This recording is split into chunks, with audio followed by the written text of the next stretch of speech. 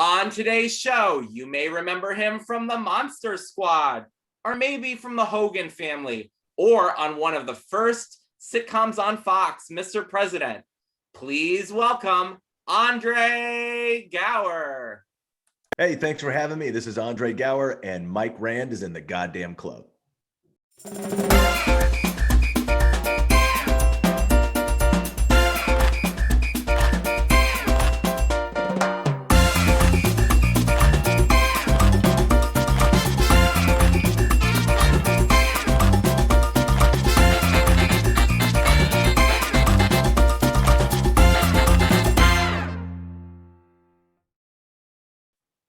Hey everyone, welcome to the Mike Rand Show, and today's special guest is from the movie The Monster Squad. Please welcome Andre Gower. Hey Andre, how are you? I'm doing pretty good, Mike. Thanks for having me. You're welcome. Thank you so much for joining us here today. So we're going to have a great time, everybody. So the first thing I want to know from you, Andre, is how did you get started in acting? A lot of people know that I started at a very, very young age. So I started really when I was around 5 years old. And it wasn't, something I woke up and got in the car and just said, hey, I want to do this. And, drove myself down to the first auditions. My sister is actually a little bit older than I am, and she was actively working in film and television for a few years before I came around. And so I was just sort of always around it, even kind of from day one, literal day one. And then, when I got to be about 5, it was just sort of kind of the natural next step, to kind of follow her around even more and actively be involved. And, I think that was sort of, the interesting segue is, if I didn't have an older sister that wasn't in the business at that time, would I have ever even been around it, or would I have even been around, And, so you think back and you're like, so many things that could have changed or gone different directions. But, it worked out pretty good. And I just, was kind of next. And it was something that I got eased into or thrown into, however you want to phrase it. And, it was something that I was just sort of comfortable with, I guess, and took to it, quite easily. A lot of people are, not comfortable, performing or being in front of people or being in front of a camera, especially. And for some reason at that age, it didn't affect me negatively. And, I kind of took to it like a duck to water, I guess. And it just went from there. Started in a bunch of commercials and print work and TV and film. And, that just went on for years and years. And then one of the first big breaks you got was on a soap opera, The Young and the Restless, correct? Yeah, that was one of them. I think I was probably 9. I'd done quite a bit up to that time. And yeah, I joined Young and Restless. I think I was on it for almost 2 years. Young and Restless was actually great. And, it for kids, it may be different because there's always a few kids on soaps, especially back in the day when there was more than 1 or 2 soaps. Now there's only like 1 or 2 left. Back then, I think there was like a dozen. And super popular and great training work, for any type of actor, no matter what age. And I was fortunate enough to be brought in, back on those days on Young and Restless. There was 3 major families on the show. Now most everybody just knows the 2, the Abbotts and the Newmans. And my family was the Prentice family, and they were the other third. But then they ended up getting rid of them. And so that was, the end of the run for that family. And I was towards, the last year or so or 2 on that, kind of, storyline. But, I remember it fondly. It was a hell of a long time ago. But it was great times. And some of the people that were on the show at that time are still on that show. And then you did a lot of guest starring in the beginning on a lot of different shows. So I want to name some of the shows so people know, and then we'll go back into a few of them and I'll ask you a little bit about them. But it's a very impressive group of shows here. Basically, almost all of them I've watched. St. Elsewhere, A-Team, Highway to Heaven, Knight Rider, Night Court, TJ Hooker, The Twilight Zone, Square One, My Two Dads, Mr. Belvedere. So I want to talk a little bit about some of these guest appearances on some of these shows because I definitely watched them. The first one I want to ask you about is Night Court. So what did you do on Night Court, and how was that experience? Obviously coming into that, a lot of these experiences with the shows, you watch these shows and you're a fan and an audience member of these great shows, and then you get a chance to actually be on one. So it's, that's a whole other experience that very few people get to have. So, that's really kind of awesome when you think about it. Night Court, I mean, how funny was Night Court? I mean, it had great characters, great writing. It was a little pushing the edge sometimes, for primetime comedy in the mid 80s, and it was perfect. And I thought John LaRoquette was one of the funniest people that have ever been on television. Dan Fielding. And, and then you have these great things like Richard Mall as Bull the bailiff. And this was right. What I do remember, so what we were just a family that had, it was actually a funny storyline because, Night Court was about overnight shift arraignment court. So if you get arrested in New York, you go right to this, arraignment court. And we were this totally super prim and proper Midwest, stick in the mud family. And we were super goofy, but we were totally fish out of water. And we ended up staying, I think the storyline was we were we booked the wrong type of hotel. And it was sort of like this seedy kind of sex hotel or something. And we got caught in that hotel for not paying our bill or something, because we walked out. I can't remember what it was. And it was just this funny thing. And me, and I can't remember the gal that played my sister's real name, but we're just these totally prim and proper, straight-laced Midwesterners caught in this bad situation, and super goofy and corny. And so that was our part of it. But what was great about being on Night Court for a week, because you rehearse for a week, and then that was a sitcom, live audience, 3 camera, and then you do the show on Friday nights, is you get to rehearse and play with all these awesome people for 4 or 5 days, right? And to meet Harry Anderson and Richard Mall and John LaRoquette. And this was just before, I'm blanking on her name, the original DA before Marky Post joined, and Ellen something. But then yes, Richard Mall had the older bailiff, Selma Diamond. Yes, I was going to ask you who was the bailiff. So Selma Diamond, and this was what's interesting about this, if I have it correct, is she was there for like the first couple days, and then she wasn't feeling well, so they wrote her out of the episode, and she wasn't in the episode that we taped. And then unfortunately, I think it was the next week that she passed away, or the week after that. And so it was that transition time of having such a funny creature like Selma Diamond that you met for a day or two, but then she wasn't there. But then that was the reason, because she was not feeling well, and then she ended up passing away shortly after. And so that was very memorable too. But I remember everybody just being, super nice. And, we weren't the A plot of the show. We were sort of just kind of the B plot, had to do with the hearings part. And I mean, just what an experience. I mean, that was, you can't beat that. Yep. And then another show you were on was It's a Living. So who did you have as the waitresses on there? Were you there with Ann Jillian? That was, so it was early enough for, your shows, man. It's a Living was actually on longer than most people think, but no one remembers the show. And because it got rebooted and then put into syndication. Yeah, it was Ann Jillian, who played Dot? Gail Edwards. Gail Edwards. Yep, and Crystal Bernard. And Crystal Bernard. And very young fellow. For Jane. I think it was just them. Was it just them? And then, of course, Paul. Kipple, I think. Paul Kipple played the piano, and he was super funny. Like, what a great character, right? And I ended up coming. I think I was Dot's son, and they were getting married or something. And I think it was on 2 episodes, like 1 or 2 episodes that spanned another one.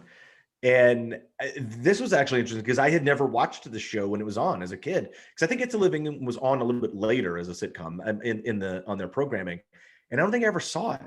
So I end up going to the show about these, servers in this, high-rise restaurant bar in downtown LA. And I remember where we shot it. I remember being on the set, did a couple episodes, and it was just fun. And it's actually a funnier show than people realize. And I wish more people knew about it. And then another fun show that a lot of kids grew up watching was Square One Television. Yeah. And you, if I'm not mistaken, was on the MathNet. Yeah. So Square One was sort of like this overall programming for PBS. and or syndication where they ran it. And MathNet was this show that was a spoof on Dragnet. But instead of solving crimes with, a badge and a gun, the two detectives solved crimes using math. And it seemed super corny, and but it was almost like one of those it was a learning show, to where you did math problems and functions and equations and figured out, like, it was not simple math either. They did it in a very absorbable way, but every scene had a math problem in it that you had to solve. And that was always never my biggest suit. Like, I'm okay at math now, but when I was a kid, I hated math like everybody else did.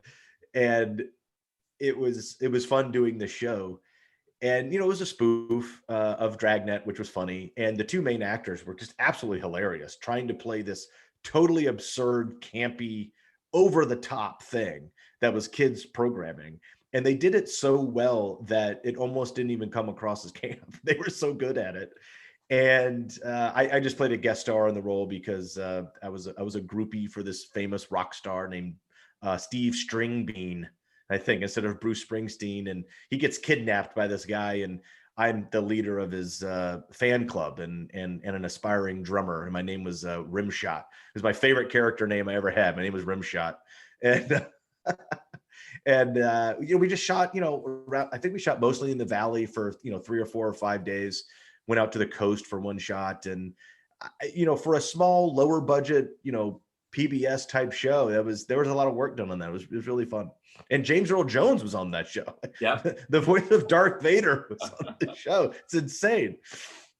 And then a little later on, you had a couple other guest appearances. On one of them was My Two Dads with Stacey Keenan. Yeah. Also a great show, which I always celebrate because, yes, you had Paul Reiser and Greg Evigan as the two dads, but they were two single hetero guys that ended up, they weren't really sure who was the father of the Stacey character. But so she just ended up living with both. It was a great concept, great idea about these two guys stepping up and taking care of this daughter.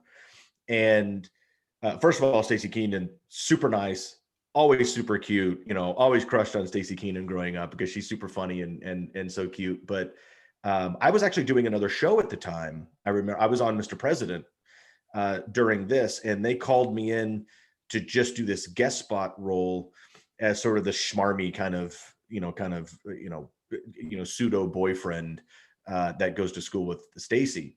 And what was great about that show is that the kid was basically the lead of the show. All the storylines revolved around her, which was new for the time or fairly new.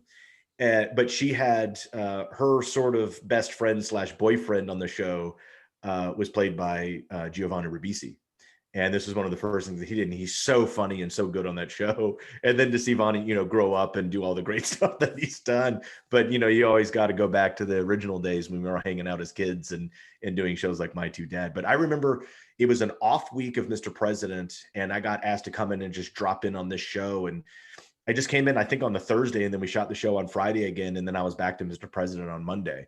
So that was a nice, fun, little quick kind of escape and great guest spot opportunity. Yep, and then we're going to talk about Mr. President in 1 second. There's just one more guest appearance I want to ask you about, and that is Mr. Belvedere. Oh yeah, I was just talking about this episode yesterday on an interview. Great show, huge network sitcom smash hit, right? And another show that was great because it was about a family and had 3 kids on the shows, and the 3 kids were major parts of the show.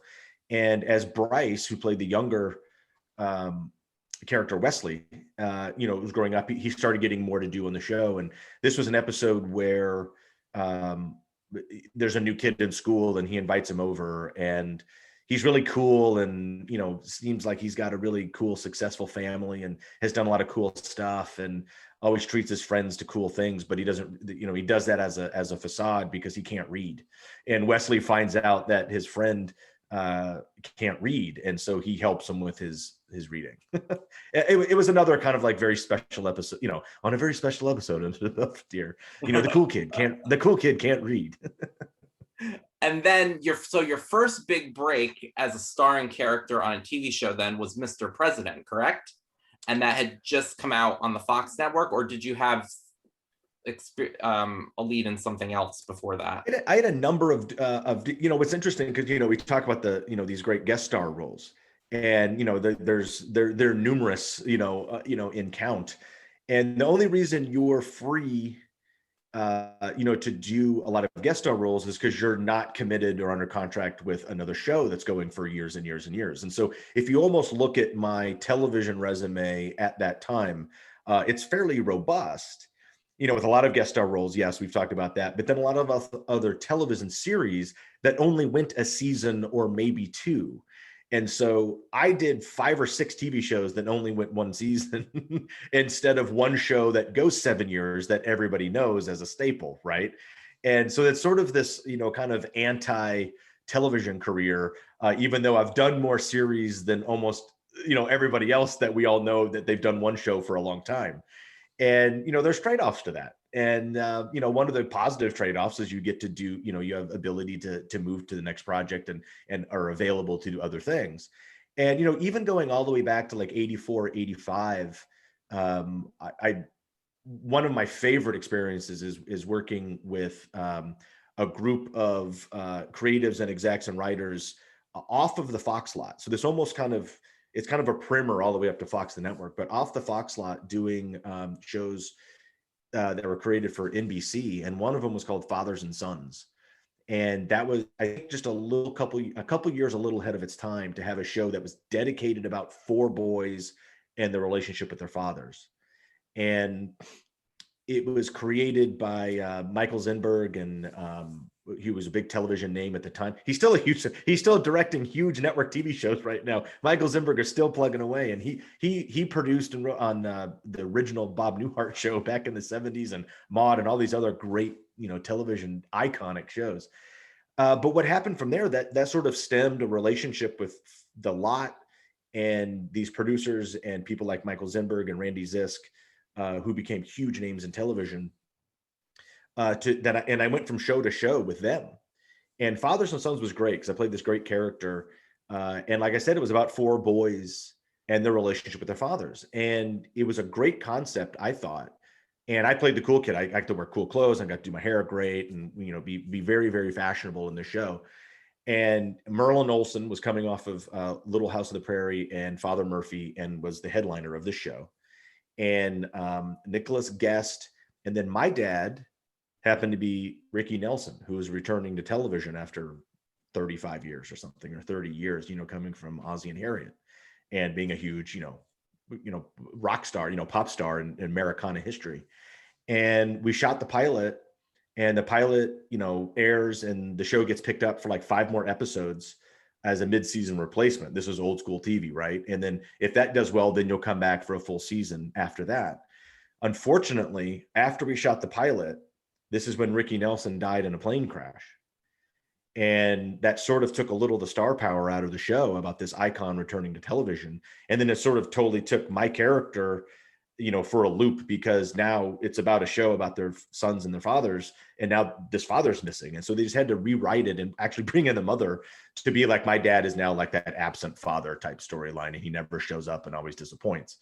And that's how it was set up anyway. But, the show kind of lost a little of its steam when Ricky Nelson, died in a plane crash. And, we didn't get picked up. But that relationship with Zinberg and Zisk and all these great creatives from that show, I went to other shows with them, like Heart of the City and a couple of other things they were developing, and guest spots off that lot. And then that led up to summer of 86, and doing the movie The Monster Squad. And then right after Monster Squad ended is when Fox became, or when Monster Squad was coming out the next year, that's when Fox was a new network and starting the new programming. And I got offered one of the brand new shows on the 4th network, all from that history, going back from those other shows off the Fox lot with Michael Zinberg and all those people. So now the Fox network is launched. Before that, there was only CBS, NBC, and ABC. And you were one of the first sitcoms on Fox. It had Married with Children, Tracy Ullman Show, Duet, and you were the 4th one. So tell us what it was like working on there. So you had George C. Scott was Mr. President. And then you also had Conrad Bain on the show as well. Yeah. Talk about talk about icons that are involved in the show, on camera and off camera. The show was produced by Johnny Carson's production company and executive produced by a guy named Ed Weinberger, who is literally a titan in the industry on television sitcoms. And then you bring in people, you don't get any more iconic than George C. Scott, and then Conrad Bain, who everybody loves from Maude and Different Strokes. And after the second season, it was guaranteed to go for 2 seasons. We switched from single camera film comedy to 3 camera live audience sitcom style. And they got rid of the mother character and brought in the aunt, and you just added to the fire with Madeline Kahn.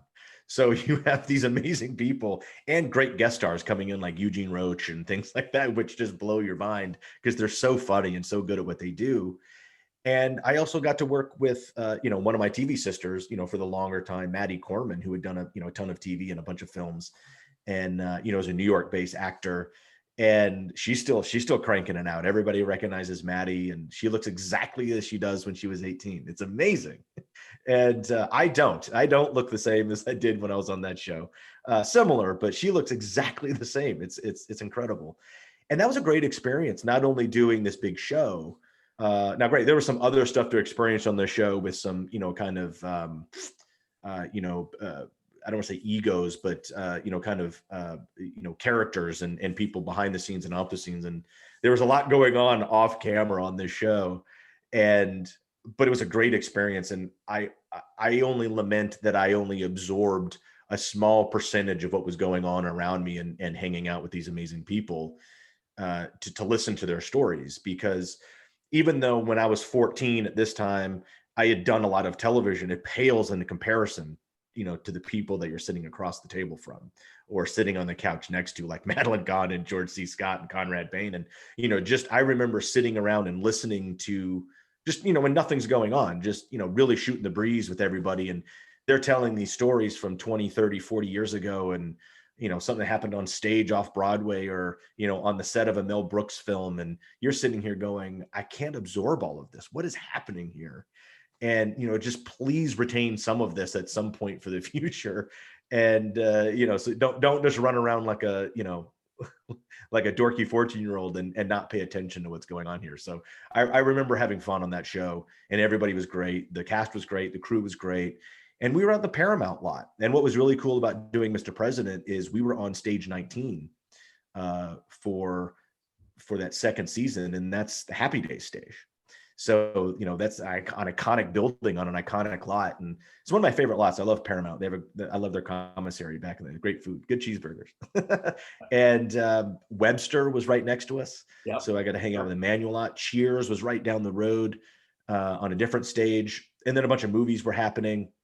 And we used to play basketball because I've always been a basketball player, and ended up going to college to play basketball, when I was out of high school. And I used to play at lunchtime with Woody Harrelson and a bunch of crew members on the Paramount basketball court. And then there was this little show that was starting at the same time that another kid actor had gotten cast in. And we were friends tangentially. We would hang out on the lot, and I would ride my bike over and visit him on the set of this little show called Star Trek Next Generation. So, I was actually, before that show even aired, I got to see those sets and meet that cast briefly and, hang out with Will Wheaton for a little bit. And so that was an amazing, I was on the bridge. I saw the bridge of the Enterprise before the show even aired. And I was like, they're doing another Star Trek show? I was like, I hope this is big. And of course, it turned out to be galactic. Yep. And then eventually, after Mr. President went off the air, you did do a recurring character on the Hogan Family. You played on there. Can you tell us a little bit about that? Yeah, that was a great kind of thing to, be able to slide into, because the show had been on for years, started as Valerie. And then, when Sandy Duncan came on, it changed to the Hogan Family. Well, I think the show had already been on 5 or 6 seasons or more by the time I even got there. And what was awesome is another show, that had kids, that had 3 younger actors as, main parts of the show. And of course, you had Jason Bateman as the older brother. And then you had the 2 twins who don't look anything like each other, but they were twins, and Danny Ponce and Jeremy Licht, who, amazingly enough, when I moved back to LA in 2013, like we reconnected and we're all still friends again. So, we used to hang out all the time again, but we hadn't seen each other in, 20 years. And that was a great experience because I thought, one, that was actually a better show and a funnier show than most people give it credit for, although most people remember it being fun. And even when you transitioned into Sandy Duncan, that took the show in a different direction. And you had great, next door neighbors like Edie McClurg, and I came in as the friend of Jeremy and Danny's characters, because Jason Bateman had his two buddies, and they had a lot of fun stuff. And now it was time to bring in some friends for the younger sons, and I was one of the friends, and it was fun on that because I got to play sort of a little departure from normally what I used to play. I was sort of the bad, I don't want to say bad influence, but I was a little sketchy. I was a little sketchy. And I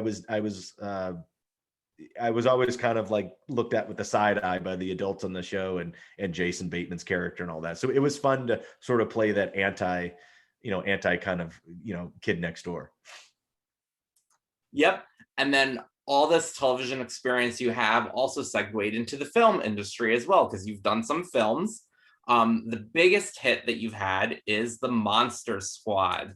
So can you tell us what it was like filming that? How'd you get involved in that? Because in the beginning, it wasn't a huge hit, and then it just blew up many years later. So talk us through that and let us know what that was like for you. It was one of those, obviously, we've already talked about probably about 10 years almost worth of, kind of, if you want to call it a career or, kind of working pathway, all the way from, even before Young and Restless, all the way up to Hogan Family. That's at least 10 years worth of time, and a lot of stuff sprinkled in between there, and a lot of, good opportunities.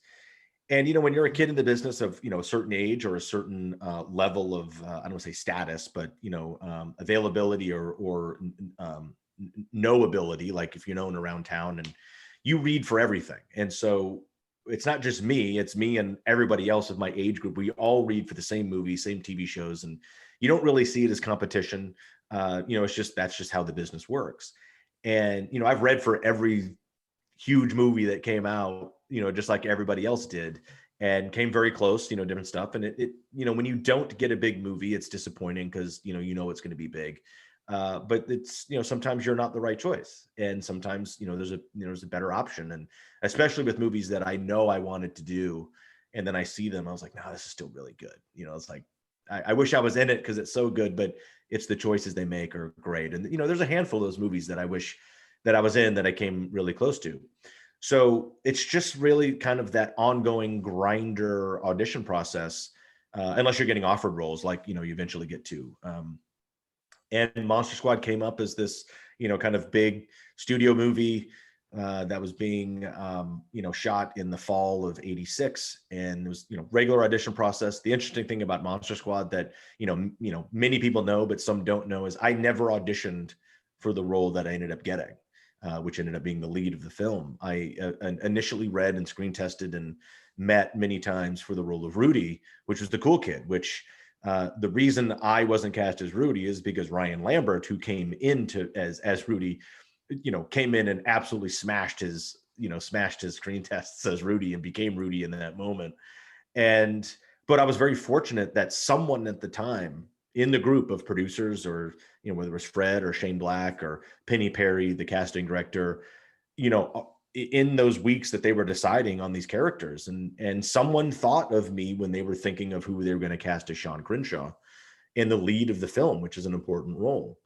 And they read everybody in town, and they even read this other kid for a different role.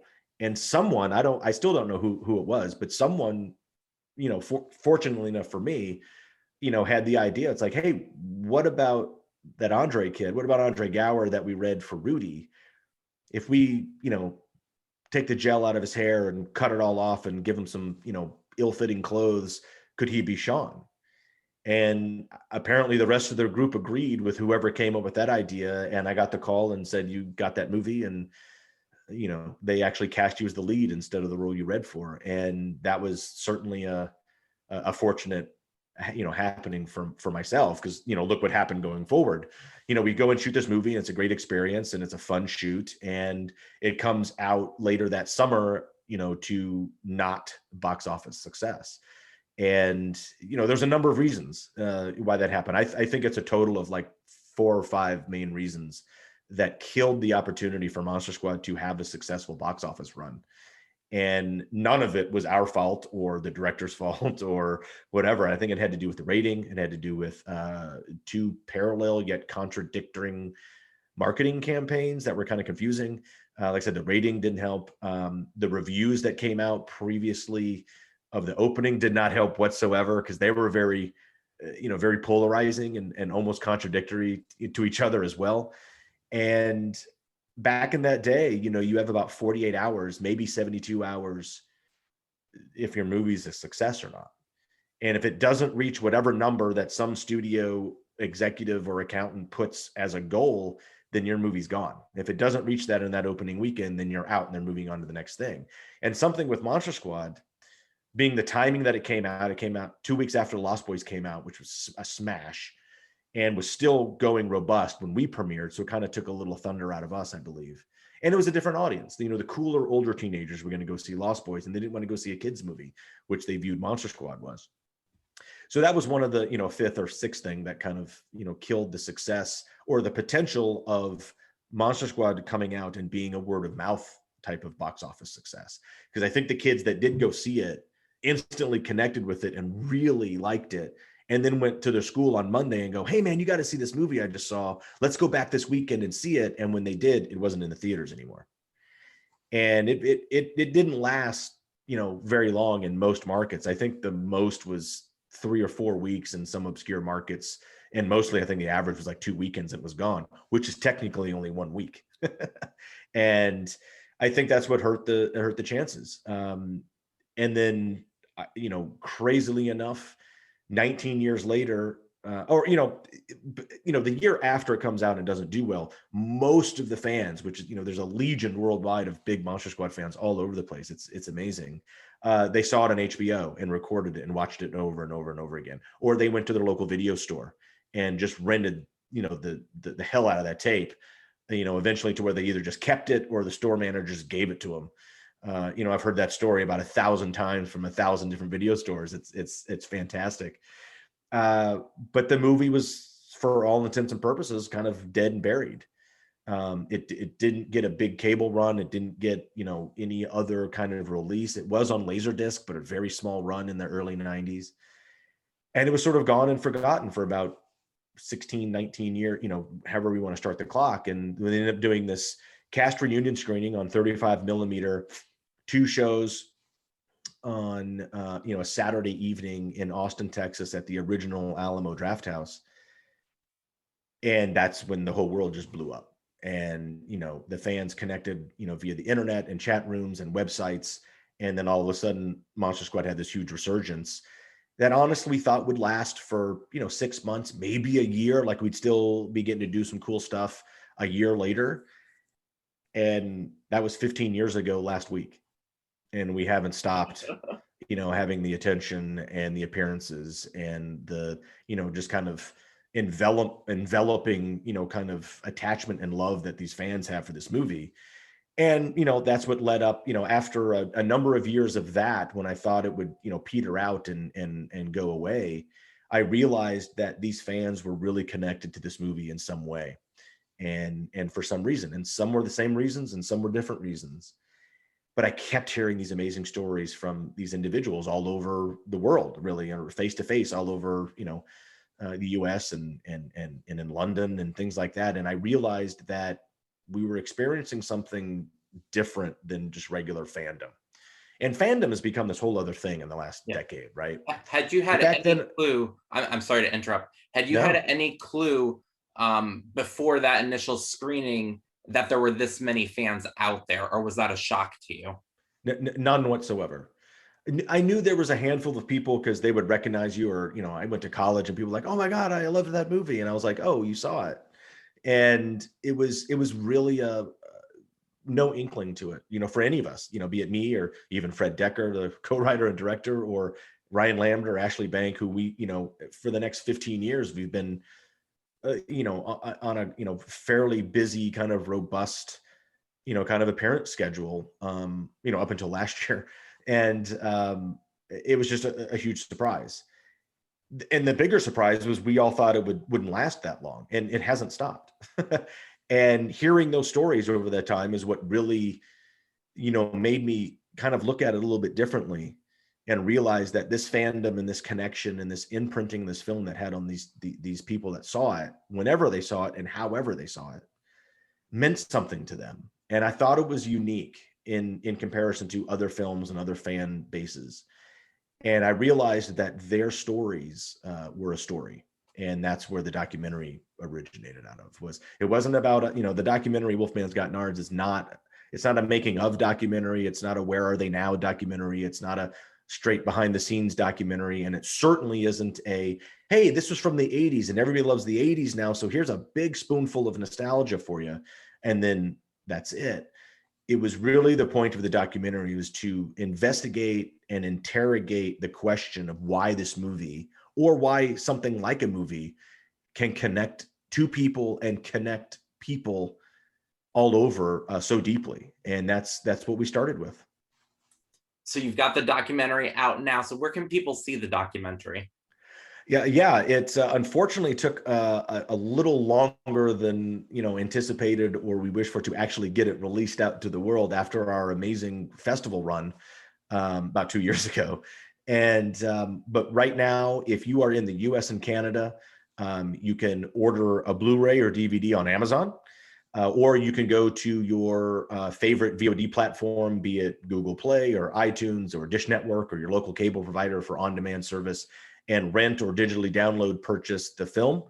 And that's in US and Canada. And as we speak, we are working on the international markets. So hopefully very soon we'll be announcing, the UK and, South America, Latin America, Australia, Asia, and all over Europe. So hopefully, all that will be, news coming out in the next couple of weeks. And what are you currently working on now? Currently working on promoting the doc now that we actually have it released out to the world, and still doing a ton of podcasts and interviews and appearances about that and other things in general.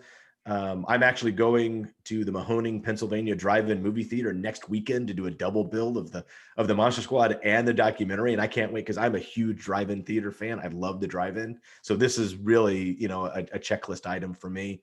And we didn't get to do a lot last year, so now we're able to get out into the world a little bit and have events, although still safely.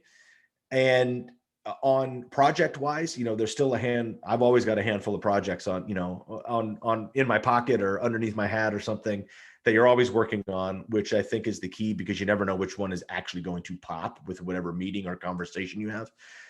So I've still got some stuff I've had for a number of years. Currently, one of my main man, Henry McComas, who was the driving factor of what you see in Wolfman's Got Nards, as one of the producers and the filmmaker and the editor, and main cameraman, and kind of like cohort with me throughout this whole production. He has a great script, his first narrative script that he wrote and is slated to direct, and I'm fortunate enough to be a producer on that project. And so we've been spending the last year trying to get that up and off the ground, and I think we're close to getting into that next stage after the delay of everything shutting down last year. So that's exciting. And I'm working on a couple other new projects. I'm working with a friend of mine in town, and some clients, to kind of create just different ideas, whether they're scripted or non-scripted or feature or television.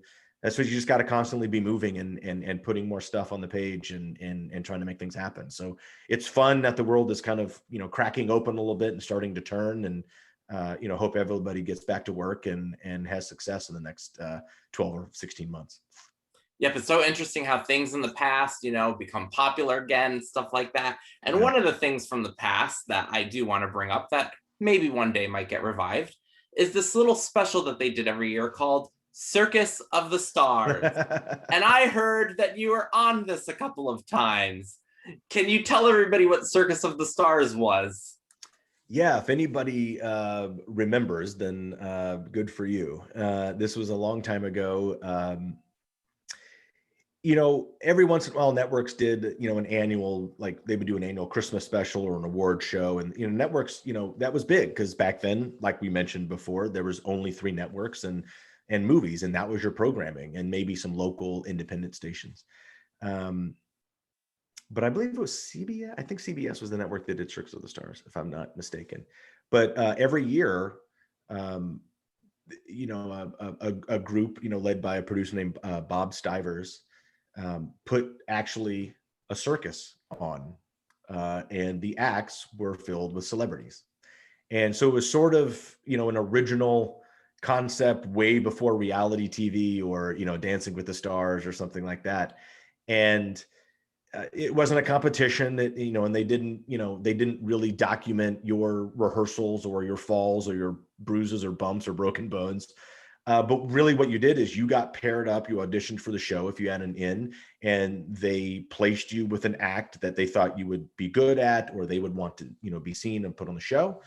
And you would work for about 4 months every day and rehearse, usually twice a day, and learn this circus act. And so you got to start from scratch. And if you're halfway athletic or coordinated or, have some balance, you're way ahead of the game. And, then you can go, you get thrown into, some more advanced acts. And what was great is one of the reason I got to do it the first time was back in 83. I had just come off a television show that we had only done for 5 episodes. Again, another, half a season type show called Baby Makes 5.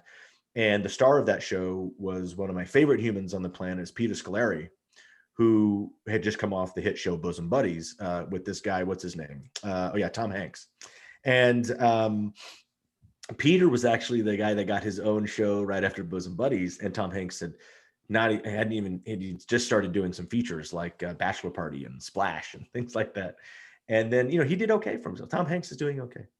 And this Baby Makes Fives was a great show about, about this family that, in the pilot, the mom's pregnant, she has twins, and now there's 5 kids. And Peter Scolari is, this wonderfully talented, charismatic actor, he's New York native, and he's also a juggler. He's like a master juggler. And when I was 10 and working on the show with Peter, he taught me how to juggle.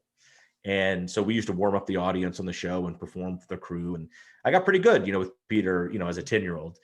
And he had done Circus of the Stars that year. And then he was going to do one of the marquee acts, which was the High Wire, the next year. And so he took me out to, meet, the producers in the show and said, "Hey, this is Andre. He's an athlete. He's coordinated. He can juggle. Like you should, put him through the paces and have him on the show." And they did. And lo and behold, the next, couple months later, I'm actually rehearsing twice a day in, this warehouse, with an aerial act with Tracy Gold. And what was neat about that show is you didn't learn this stuff on your own. You got put together with these, world-renowned professionals that are actually circus performers. And, whether they're, from Circus Vargas or Ringling Brothers or something out of Europe or the Big Apple Circus or, even in the proto early days of Cirque du Soleil, these were the professionals that would come and train you and teach you how to do this stuff. And it's incredible that, you have to learn this stuff in 3 or 4 months and do these, really, physical aerial acts. And the first show I got to do a double cradle act, which is an aerial act where catchers hang down and throw you back and forth. And that was me and Tracy Gold. And then a few years after that, I got to do the show again. And I did a solo act called the Low Wire, which is sort of like the High Wire, except for it's lower and it sways and bounces. Okay, awesome. And now what we're going to do is we're going to play the lightning round, where I'm going to tell you a couple things and you tell me which one you prefer. Do you prefer CDs or cassettes? Oh, man. Love my cassette days, but I'll take a CD. The Royal Rumble or WrestleMania? I think I'm going to go old school and say, I think I'm going to have to go with WrestleMania. Would you rather have a wristwatch or look at the clock on your phone? Clock on the phone. Fast or slow? Depends on what you're doing. The Spice Girls or All Saints? No. I'll take the Spice Girls. Pancakes Although or Ranch was waffles? great too. I mean, those aren't really comparable, but Yeah. I'll go with Spice Girls. Pancakes or waffles? Pancakes. Football or baseball? Football. The Facts of Life or Head of the Class? Facts of Life. Would you rather call somebody or text them? Ooh, I'm a caller. Much to the chagrin of everybody. I know, I'd rather talk to the person unless it's Yes. something quick. Yes. Sunrise or sunset? Both, because it makes the day longer. Selfies or group photos? Group photos. Yeah. So you can crop out the one you don't like at the end, anymore too. That's You right. need that group photo. That's right. Because sometimes you're the person on the And end. sometimes it's you that gets cropped out. That's right. That's a problem if you're at the end. Never go at the That's end right. of the group photo. That's right. And then the final one, Scream or I Know What You Did Last Summer. Oh, man, that sucks. That's tough to guess. And they're both good. I don't think you'd have I Know What You Did Last Summer without Scream, so I'll go with Scream. It reset it reset a genre. Yep. And what would you like to say to all the fans who are watching today? Look, people like you are the only reason that we or I get to do what we do. So, know that's appreciated, at least from me. And can you tell everybody your contact information if somebody wanted to follow you and keep up with you? How can they do that? Yeah, kind of the best place is into this new thing called Twitter and Instagram. So it's new to me because I'm old. Love Twitter, love Instagram. On Twitter, it's at Andre Gower, and on Instagram, it's at Andre Gower Official. And if you're interested in Wolfman's Got Nards or the documentary, please follow at The Squad Doc on both of those. All right. Thank you so much for joining us here today. Yeah, Mike, this was fun. I appreciate it. You're welcome. And thank you guys for watching, and we'll talk to you all soon. Bye, everybody.